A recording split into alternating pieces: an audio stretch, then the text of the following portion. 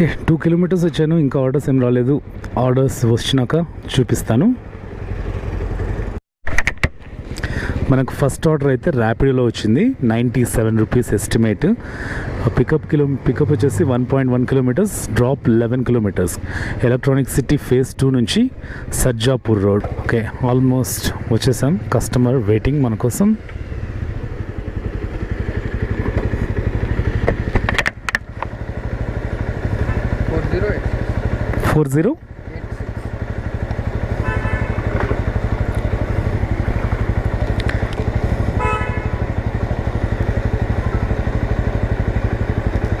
Okay, 11 కిలోమీటర్స్కి 34 minutes పడుతుందంట. Let's go.